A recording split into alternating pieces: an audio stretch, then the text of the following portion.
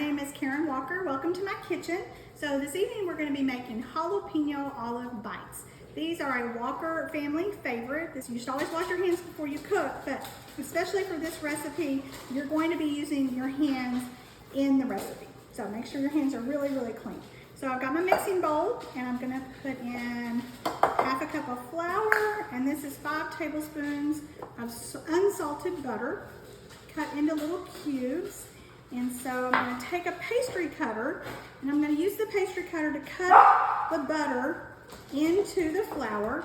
And what you're looking for is for it to become, look like little breadcrumbs. So when you get it to the stage where it starts to look like breadcrumbs, then you're going to want to add some cheese. So that's what makes this really tasty. So we're going to add 1/3 of a cup of cheddar cheese and 1/4 cup of Parmesan cheese. And for this recipe, it's really best to use finely grated cheeses. It just blends better and works out better that way. So now you're going to get your hands in here. So you're going to get your hands in here, mix this all together, knead this all together, really smash it up. You're going to turn it out onto a piece of plastic wrap. Make sure you get all that goodness out of there. So with your hands, you want to press it out. Really try to get that off your fingers. And make it into kind of a disc shape. Okay, I'm gonna wipe my hands off a little bit. And then take your disc and you need to chill it. So you're going to put it in the refrigerator for 30 minutes.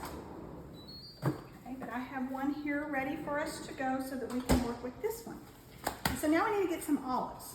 So you're going to take your olives, and like I said, I usually double this recipe, so I usually have 2 jars of olives, and these are jalapeno stuffed olives.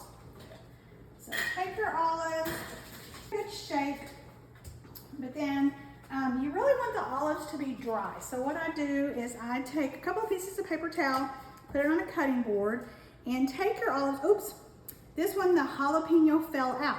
So here's my jalapeno, so I'm just gonna stuff it back in there. And occasionally you'll find that the jalapeno is bigger than the olive, so just take a little knife and trim that off. But you're gonna wanna take your olives and get them really dry. So put the whole side down where the pit was, and now the jalapeno is in there. Push it down on some paper towels and just really, really get it dry. We're gonna take our pastry dough, just open up your plastic wrap and pinch off just a little bit. You don't need very much, just a small amount, and this is where you use your hands again. This is the fun part. Get your piece of pastry dough really, really thin. The heat of your hands does help. And then take your olive, and what you want to do is press the pastry dough all around the olive. You want it to be completely encased. You don't want any gaps. Sometimes it's hard to get the hole where the pit came out and the jalapenos in there covered, so you really want to make sure you get that nice. And you want just a thin bit of pastry dough. You don't want a big glob. You want just a really thin amount.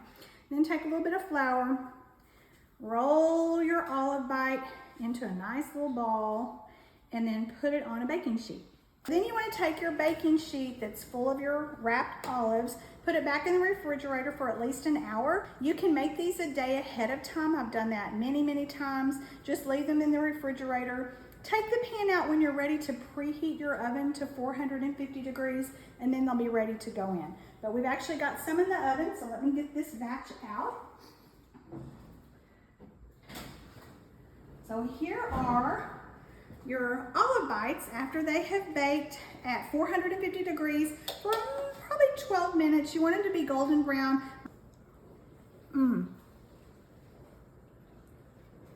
That's really good. So this is my recipe for jalapeno olive bites. Enjoy.